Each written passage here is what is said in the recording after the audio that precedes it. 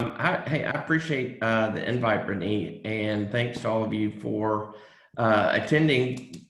What I'd like to do is to, as Brittany mentioned, I'll go through a few things. I'd like to tell you a little bit more about why we do what we do, and then explain some of the emerging technologies that are out there that can help from a caregiver perspective.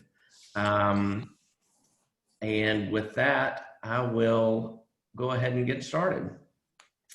So again, my name is Kevin Braswell. I'm with Smart Solutions.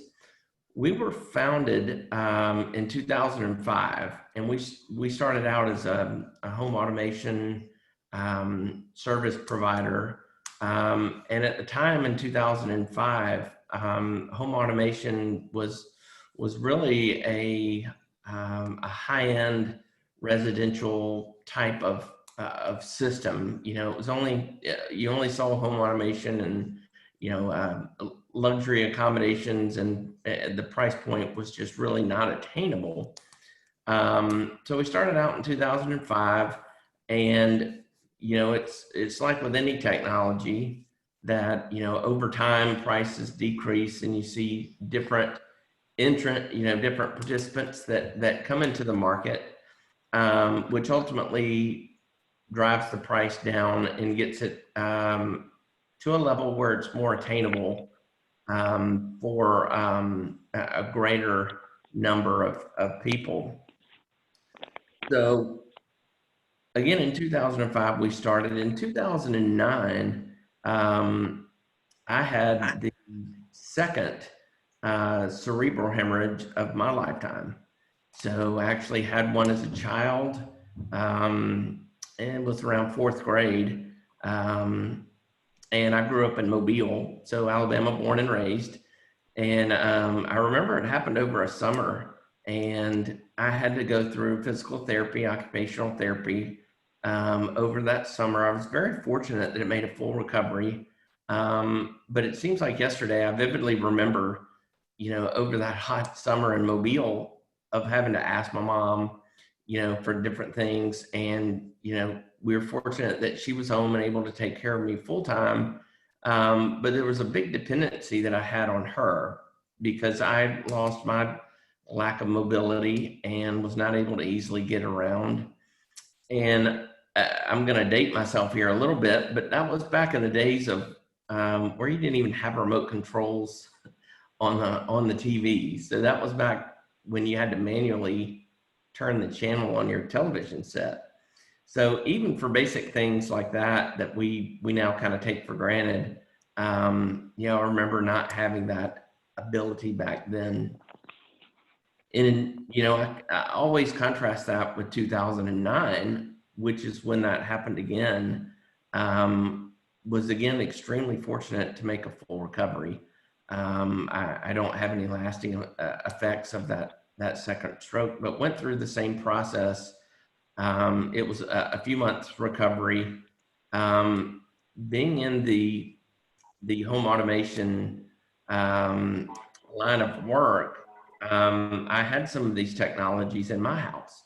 So I was very fortunate in that, I was able to be more self-sufficient, and it was overall a better recovery experience for me having that technology to use.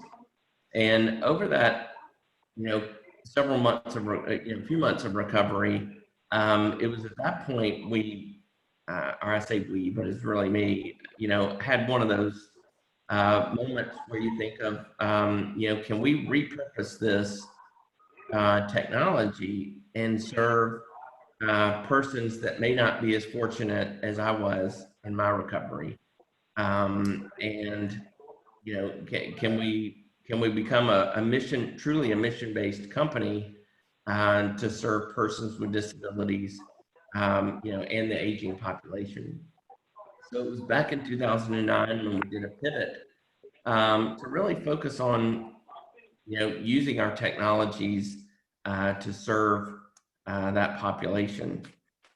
And at the time, we used an off-the-shelf product that we were able to customize to an extent to serve part of our population.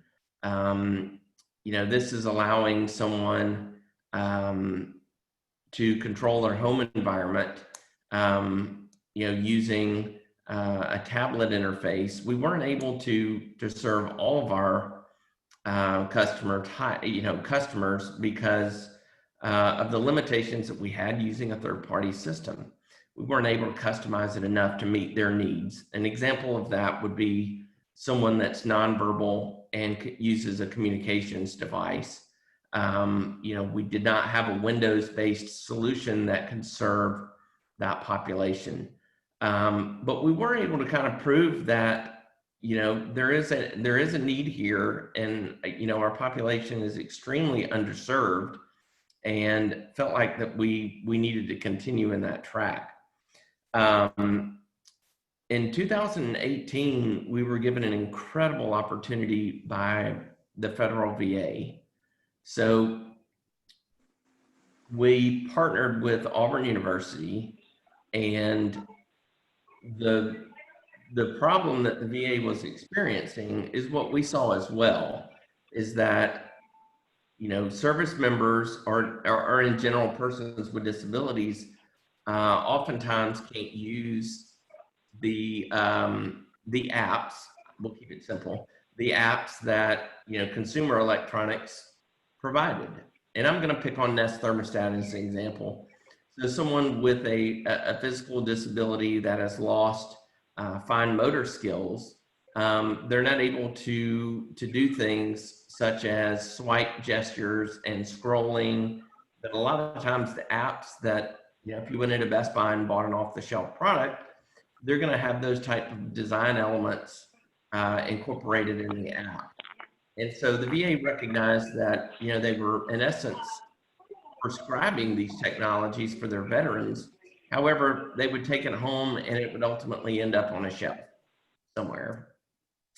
And so they started seeding different companies to build solutions that would work for everyone, using design concepts that did not prohibit someone with a disability from using the product. And so it's a very neat product it's a very neat project that allowed us to, in essence, create something from scratch. So we had a blank canvas to work from, and it was a great project with Auburn in collaboration with the VA. And we built what we call nowadays as Smart Care, which is our proprietary solution for independent living. Let me see my notes. On a similar note, with my personal experience with paralysis and using technology, my dad, so my father actually has advanced Alzheimer's, and my mom is a full-time caregiver for dad. And that personal experience and watching what mom goes through on a daily basis really hits home. And so it was an easy extension for us to broaden the scope of what we can do, to also provide a respite solution for caregivers. So, and I'll get to that here in just a second.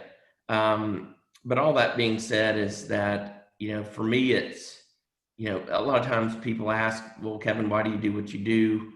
My response is always, well, it's personal to me. That drive as a mission-based company, experiencing disability and seeing my father going through Alzheimer's, it really drives me to do what I do, which I think is important a lot of times for people to kind of understand where we've been and why we do what we do.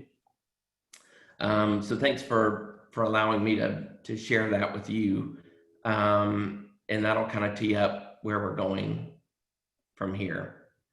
The first thing that when we were funded by the VA, and so we ended up with a solution that allows persons with disabilities to easily control their home environment. A person, it doesn't matter if a person is a service member that's experienced a service-related disability and now has quadriplegia versus someone with cerebral palsy. They're both oftentimes have the same needs. And we felt like that this was not only something that a veteran or service member with disability could benefit from, but also other consumers with disabilities as well. And so what we did is looked around our state and tried to better understand what what funding sources would be available for our technology. And what we found is that the state of Alabama for Medicaid, through various agencies, provides technology funds for their Medicaid beneficiaries. We have started with the Department of Mental Health. Well, I'll back up just a second. So the waivers is what I'll call them, is the Medicaid waivers are administered, and you guys may already know this, but are administered by different agencies within the state. In the cases of the IDDD waiver, which is intellectual disability, developmental disability, in that waiver, it's administered by the Department of Mental Health. We also have the SAIL waiver, which is administered by the Department of Rehab Services. The ACT waiver is administered by the Alabama Department of Senior Services. So we have basically multiple agencies that in essence are I consider them the distributors of the waiver programs. And these all map back to Medicaid provisions that allow for technologies not only to control independent living or to enable independent living, but also to provide functionality such as personal emergency response or your PERS component as well. So we felt like that there's an opportunity there, here in our own backyard, that we can serve Alabamians and leverage these funds. What we found in working with the Department of Mental Health is that the Medicaid provision that that provides for technology has been used 3 times in the past 5 years. And there are 6,000 individuals that are on the IDDD waiver, which, anecdotally, we've been able to see that there's also an underutilization for the other waiver programs as well. So our biggest challenge is educating, the case managers or service providers, as well as the consumers, and educating both of them, both groups, that technology has evolved to the point where it's attainable, and the cost is a little bit more affordable than it was before. Plus the funding sources that are in place already to cover the cost of assistive technology. That says a lot about you, Pat. That's awesome. And so it is great. I mean, and that our biggest challenge is educating, again, the consumers that, hey, we've developed something that's pretty cool that will certainly help you from an activities of daily living perspective, or provide some level of respite for caregivers. And what we came up with, I think I mentioned, is Smart Care. If you can see my screen, it gives you a better idea of what it looks like. Someone that's nonverbal that uses a communications device. That's what you see. I don't know if you can see my pointer. It is that top example. You notice the design is a little bit more friendly, and there's no scrolling or swiping gestures. They're large icons that make them easier to activate. This is running on a Windows tablet, which is something that's a little bit of a differentiator for us. Our goal was to create what we call a cross-platform multi-access method solution. You know, cross-platform is fairly straightforward. So, Fred, what's Pardon? your favorite movie? Hey guys, if you will please mute your microphones so everybody can hear what Kevin is saying, I would appreciate it. Thank you. And we'll leave some time for questions, certainly at the end. But to recap that last point, our goal was to deliver a cross-platform multi-access method solution. By cross-platform, you know, I mentioned before, the off-the-shelf products are usually only in iOS and Android. We did feel like it was important to include Windows if we want to serve our entire population. So in addition to cross-platform, multi-access method was also important in supporting someone that uses even touch.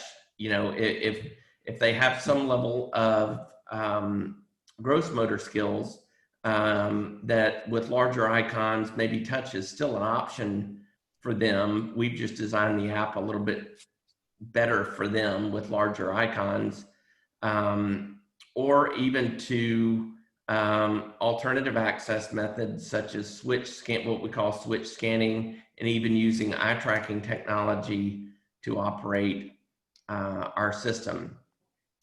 The ultimate goal really is to bring your own device. You know, I think, you know, if you look back at older dated products for, you know, designed for persons with disabilities, first of all, they're not, they're unique to that individual.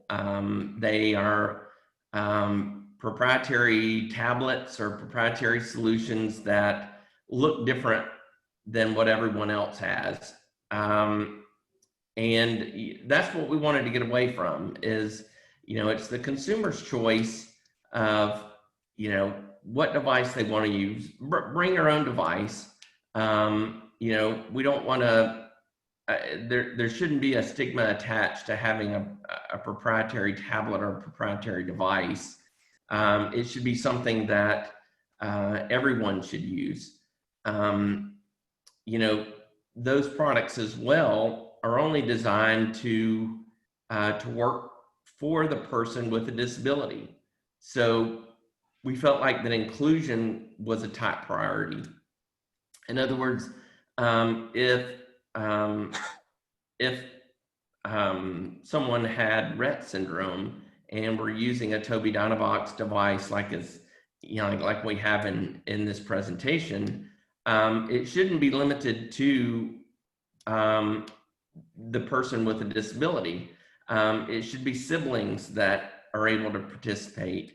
Parents and caregivers should all have access to the same system. And again, promote the sense of inclusion, not exclusion, when designing for our population. And what we're focusing on today is, you know, more of a looking at things from a caregiver lens and how that can benefit someone that may be caring for someone with a disability or someone that is aging. You know, there are a lot of benefits. You know, I think of what, and I should have included this as an example in the presentation, but we had a client that his father was in his early 90s and lived with his son and wife. and they just wanted to be able to go to church every Wednesday night, but they felt like they just couldn't leave their dad, and so, or leave his dad, and so they were very, they never could spend some quality time together. And once we were able to add technology to the caregiving plan, it gave them some respite, some peace of mind that they were able to log into the system, make sure that their dad or his dad was okay, and spend some time together. Because I fully believe that a caregiver, I think of my mom's case, taking care of her is just as important as taking care of dad. If her, to use the term, batteries are low, then she's not able to provide the best care that she feels like she could provide. So it's important to give her a sense of respite as well. I want to kind of explain the different use cases in this next slide, to kind of show you how I think of things. We talked about persons with disabilities, and this is also true for someone that's aging if they needed this type of functionality. But it's what I call active control. If you want to control the thermostat, lights, or whatever the device may be, that you have direct access to control that in an easy to use manner. A lot of times with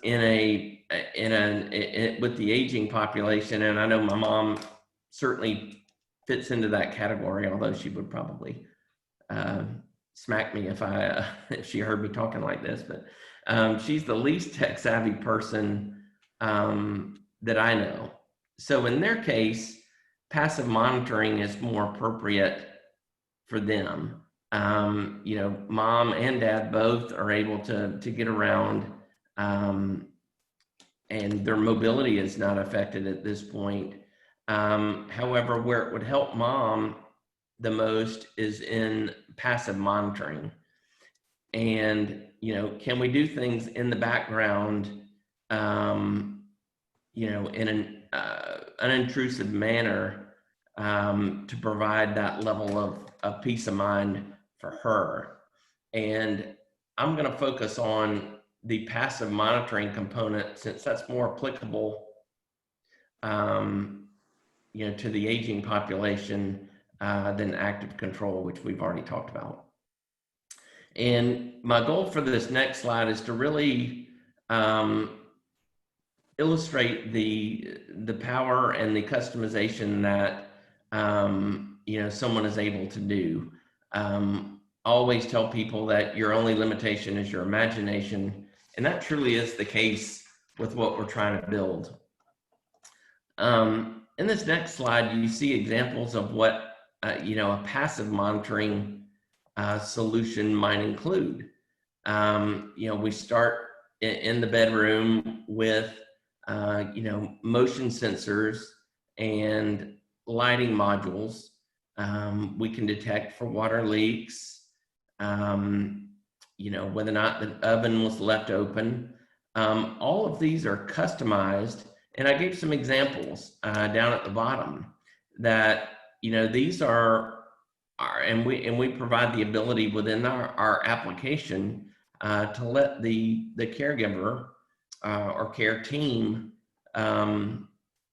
set up these what we call rules, in essence. So for example, in the kitchen, if the refrigerator is open for more than 2 minutes, maybe we text or have an audible beep. We can monitor temperature and send alerts. The alerts can be tied into simple text messages to a caregiver if they're off site, or first responders if that's more appropriate. The motion sensors can be used to detect activity or even lack of activity. And I'll give you an example. If someone wants to, I think of the case where you want to make sure that someone gets up every morning and that they're active for the day. So it may be your typical scenario may be that, okay, well, mom or dad or whomever it may be, typically gets up before 8 o'clock every day. So, one scenario may be if we haven't detected motion before 8 a.m., then we send an alert to a caregiver. So it's not only it's not only, monitoring for activity, but lack of activity. We also have cameras that, in the case of our customer that we just mentioned, their father had fallen 3 times, and they wanted to put cameras in his fall spots, so that they could easily log in and detect, or easily log in and see him, to check in on him to see if he had fallen. In addition to the PERS button, the typical "I've fallen and I can't get up" type pendant. So they were able to easily log in and do that. Some examples that oftentimes don't come to mind, and I think we're very fortunate with Dad that this doesn't happen, but there are a lot of caregivers are caring for someone that is a wanderer. They're out when they shouldn't be, and we can account for that. Again, we're very lucky with Dad. We don't have to, but rules can be set up such that, if the door is open after 8 p.m. and before 8 a.m., then let's let somebody know. Let's text a caregiver or sound an audible alert, that condition has been met. And activate that same logic if mom had to go to the store and she wanted to turn the system on and the door opened, it makes sense to let her know that Dad has stepped outside when maybe he shouldn't be, and it lets her know. It also allows us as, children, I have 2 sisters that are here as well, to function as a virtual caregiver, so that if mom needed a break, we can remotely check on Dad and make sure of his well-being. So the logic and how the system, what it's basically whatever you would like to detect and monitor is completely customizable, and we can certainly help with the setup and installation of these types of components based on someone's needs. So there's really a lot of benefit that someone can have from a caregiver perspective, for that peace of mind that their loved one is taken care of or is safe and secure. And again, these are just some basic scenarios, but there are all kind of alerts that you can set up. Whether that's a sensor on the medicine cabinet to see if someone has taken their medication or has actually opened the medicine cabinet when they shouldn't. We can alarm for those types of conditions when they occur. I think that the key benefits of incorporating the passive monitoring with the same system as the active monitoring is that someone can integrate the lighting components when appropriate to help. And I'll give you an example. So in the bedroom, if motion is detected after 9 o'clock or we'll just say after 9 o'clock p.m. and before 8 a.m., then maybe you turn the lamp module on. Another example would be if it's dark and the front door opened, maybe it turns the inside light on, or automatically turns the outdoor lights on at sunset. That being said, is that, you know, by integrating the two together, the goal is to eliminate, you know, fall risk opportunities that may be there with someone in a dark environment. And so again, I see that as a benefit of marrying the concept of active control with home automation devices with passive monitoring. And I think that creates the best type of scenario for caregiver support. With that being said, there are all types of devices that are out there that at least SmartCare integrates with. There are night lights and thermostats and the usual home automation devices that come to mind. We have used temperature sensors in the past. You'd be surprised at how many people turn up the heat to 90 degrees in the winter. And you know, that's something that we can alert on. So someone has left the furnace set to 90 degrees. We can alarm on that type of condition. You know, door locks and window shades. To be clear, our active solution, so working with persons with disabilities, is available now, and we're working through identifying, and we have many candidates that are in our pipeline, I should say, to receive those Medicaid benefits. We are currently working towards launching our passive monitoring integration with a more robust ability to integrate alerts and monitoring, and we're looking to launch that hopefully in early 2021 to have those types of things. And my goal really for today, and I hope I've at least given you enough to think about, that, you know, not only has the technology emerged into you know, helping our population, but there are also funding sources available to cover the cost of equipment and installation, as well as the monthly recurring fees that for monitoring components that may be required.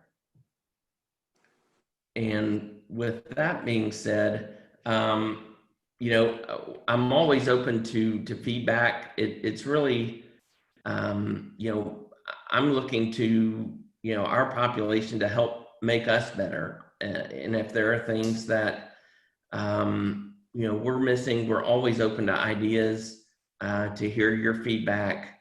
And I've got my email address here. If you should choose to provide that feedback, we would certainly appreciate it. There's a little bit more information on our website. And I encourage you, our numbers listed on the website. If you have any questions, we're here for you. So with that being said, I've covered, I know that was a lot to cover in a short amount of time. And I hope I've met your expectations for today. And with that, I'll open it up to questions. Yes, sir. I was wondering about your technology. I know some can open doors, you know, and I was wondering, can the door lock on passive motion?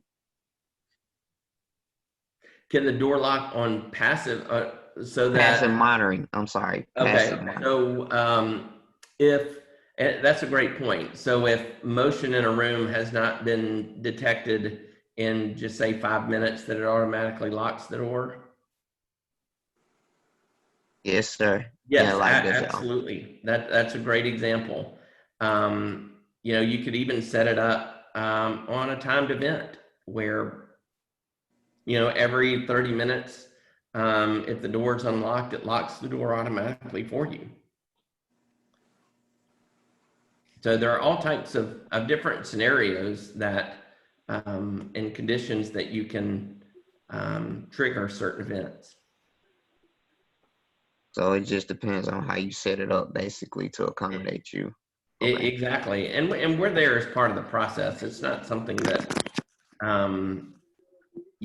as part of the process, we help define, someone's specific goals and their outcomes their desired outcomes in an assistive technology assessment, and can develop a solution and take that through installation and support.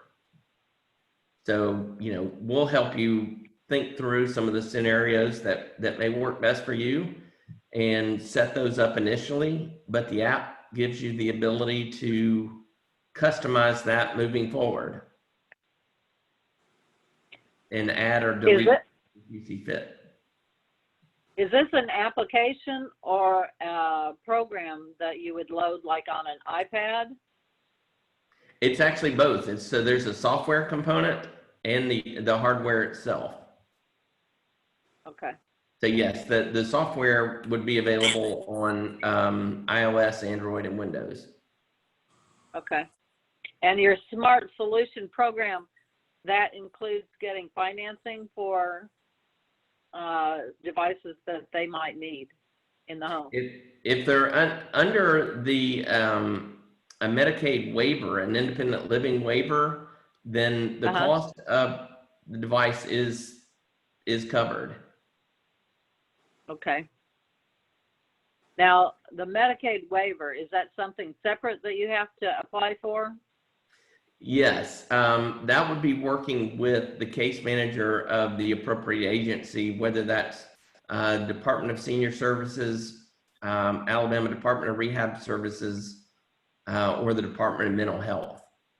It would be opening a case with those administrative agencies to do that. Okay. I have a question. So if you have a consumer that is a client of vocational rehabilitation and the parent wants to know if this kind of technology or something might be beneficial for the loved one, where do we start? Do we start contacting? That's an excellent question. So we, full disclosure, we started the process with mental health to have 2 waiver beneficiaries added, or apply for these technology funds. And I'm working on a guide that will help answer some of those. But at a high level, what needs to happen is that the case manager would add this Medicaid provision onto their plan of care. Once it's added to the plan of care, then Smart Solutions can get involved, and we do an assistive technology assessment. That's not, it's more of a, I would say a general assistive technology assessment, and provide that back to the waiver agency. Once that's complete, if the individual wants to move forward, then based on their assistive technology assessment, we can come up with recommendations of how they can achieve those outcomes. And once the proposal is generated and submitted to the case managers, then that would be submitted to the administrative agency for approvals. What exactly is the plan of, what exactly you said it should be, it could be added to, possibly added to the plan of care? What exactly is it called? Pardon? What exactly is the name? So say I have a case manager and I'm asking the case manager to add this to the plan of care. What do I exactly call, what do I exactly call it? It's and I'll give you the code now, but I'm probably 3/4 of the way through with I'm calling it kind of a cheat sheet of who does what and what needs to get submitted. But to answer your question, it's T2029.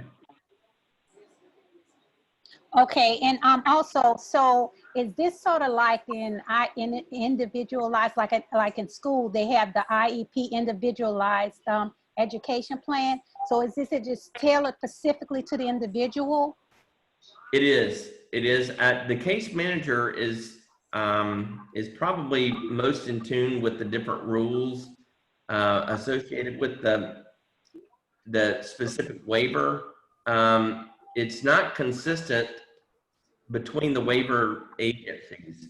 So, for example, there are different dollar amounts that are available through the mental health waiver versus the ACT waiver that's administered by the Department of Senior Services.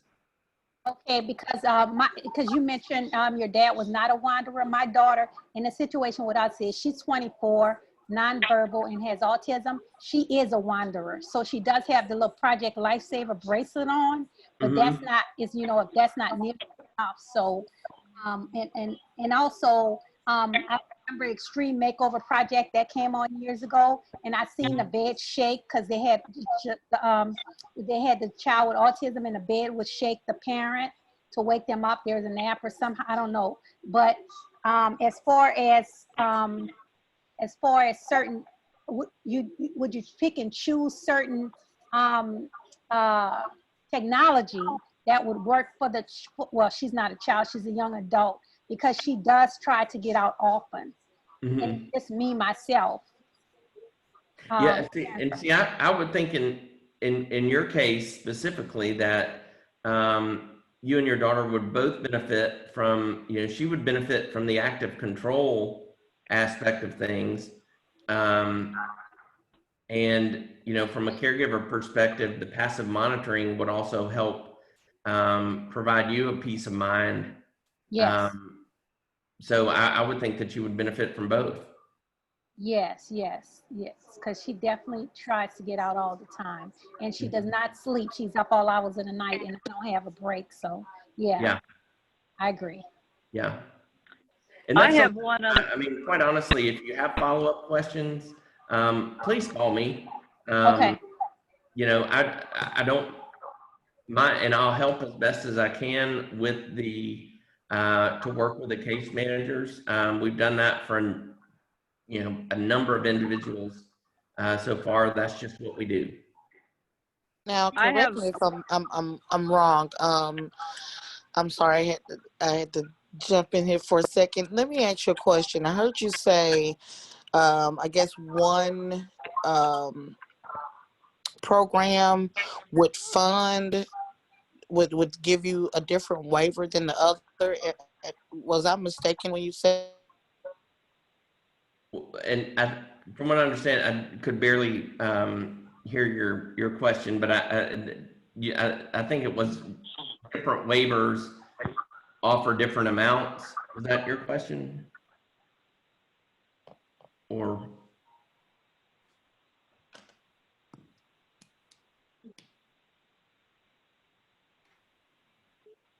I'm sorry, I may have lost you. I can't hear you. She might have lost service.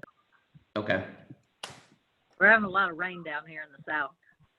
Oh my! I keep following the news. I have a lot of friends, and again, grew up down there, so very in tune with. I have one more question. If my son was given a communication device several years ago, do I have to reapply or to get into the Smart Solutions? Does he currently work Or with an SLP, a speech therapist? It was through the Wiregrass Rehab. Okay. If you currently have a relationship with an agency that provides speech language pathology services, then that's a completely different funding bucket altogether to cover speech devices. I believe that the guidelines are every 5 years that someone is eligible for a speech device upgrade, but I'm not sure, 100% sure. Okay. Did that, I can did check that with, answer your question? I can check with my caseworker. Okay. I have a question. Which waiver or program is the best for an individual that is a senior citizen and has on-site dementia? We do the Alabama lifespan program. Mm-hmm. We receive service from their Alabama lifespan respite, but I know you mentioned the Medicaid waiver, but that's totally different from the Alabama lifespan, right? Yes. Yes. Okay. One waiver that we really haven't looked into, and just to be honest, we just haven't had the bandwidth to do that. There is an elderly and disabled waiver. I cannot remember. I think that's administered by the Department of Senior Services. Yes. I'm not sure exactly what provisions fall under that waiver, but that may be a good place to start, is reach out to your local administrative agency for the Department of Senior Services. Okay, and if they're not able to, if they don't have set up where that service is available, what would be the next one on your? Mama, check It depends. I tell you what, if you want to try your try that first. If it doesn't work, I know who to call to see if we can find the next option. So if you want to try the Department of Senior Services, and if they feel like that it's not a good fit, then call me. Okay. And I'll see if I can put you in touch with the right people.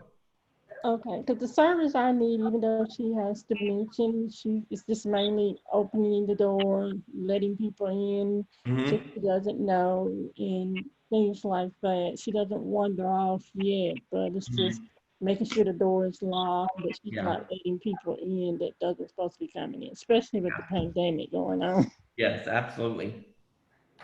Thank you.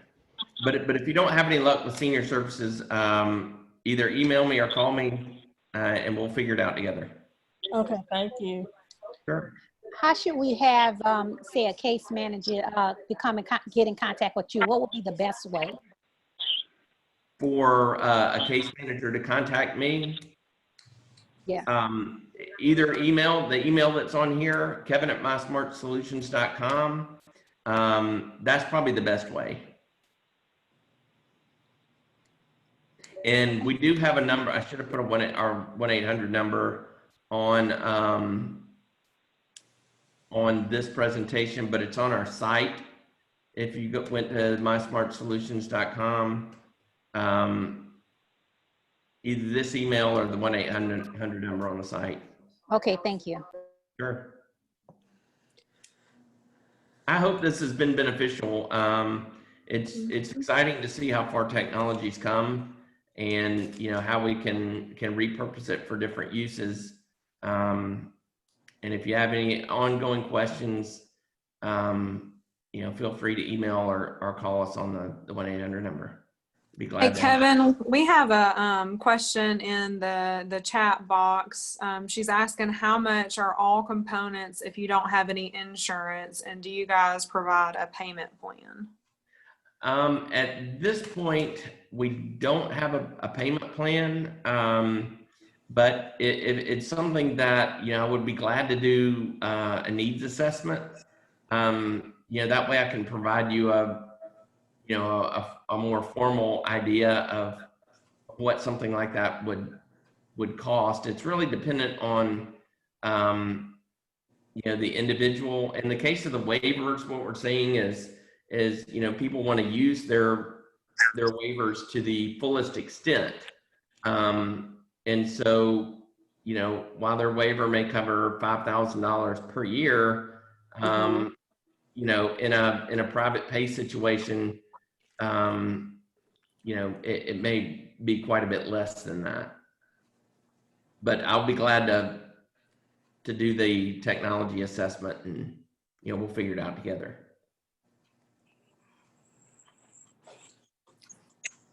And one more thing, so that the state of Alabama has the STAR program that has an alternative finance component.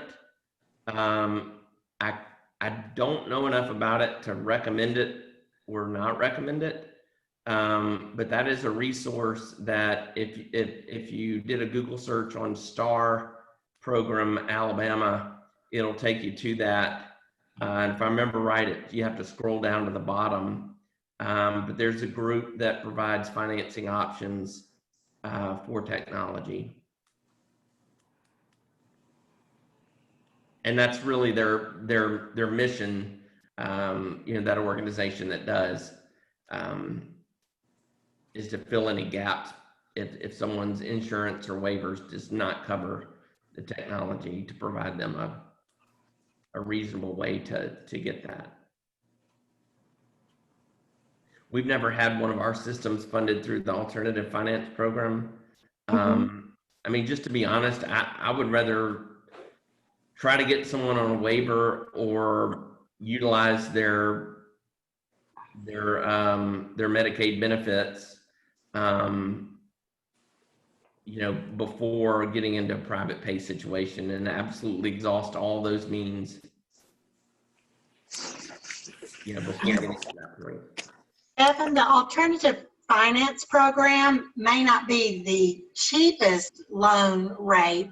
I think it's out of the bank in Auburn, but the state will guarantee if you're approved for the program, which is important for those that maybe have a lot of medical bills and their credit scores are not, in line with what a traditional bank or credit union might, extend a loan for.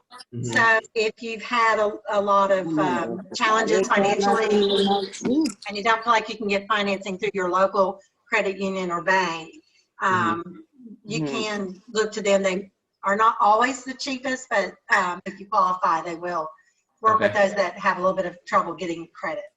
Okay, thanks for that insight. I just simply don't have enough experience working with that program to say yay or nay on recommending. So thanks for sharing that.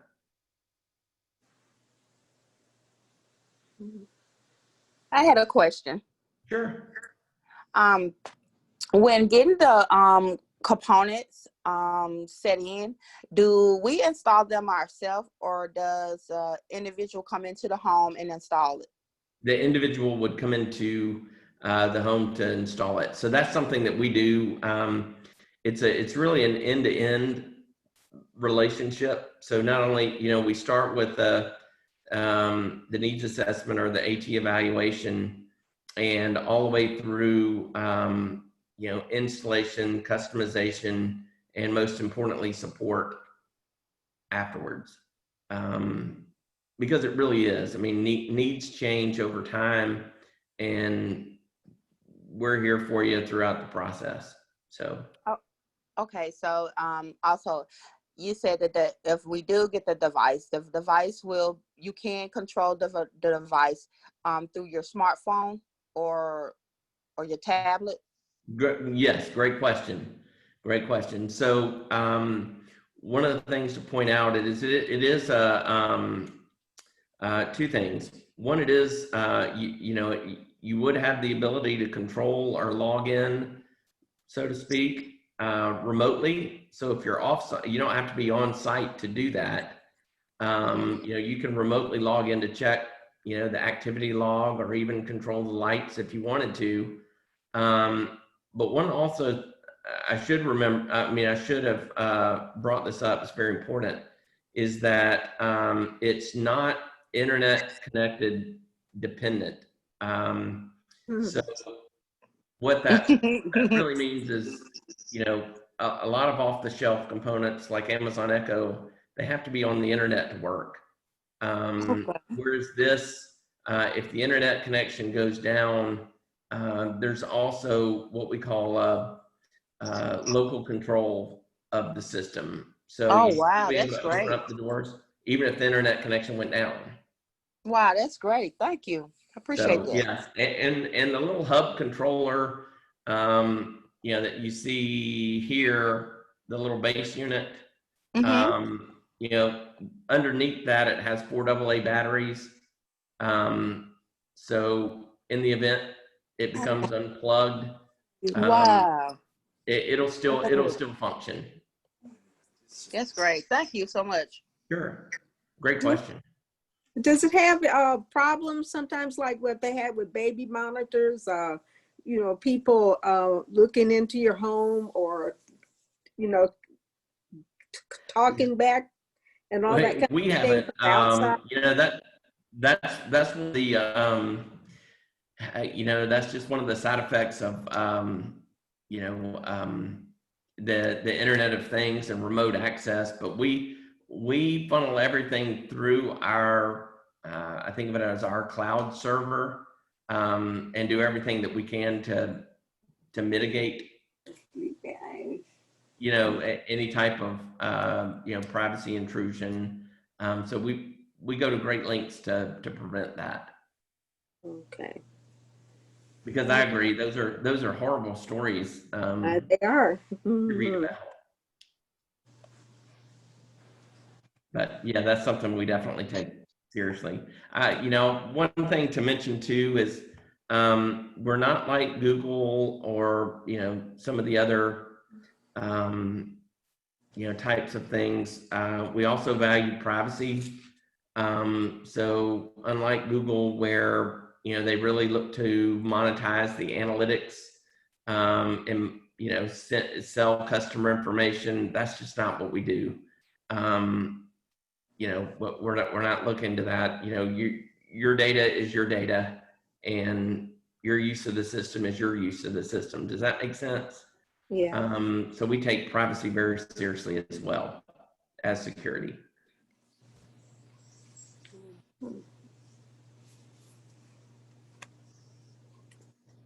Any other questions?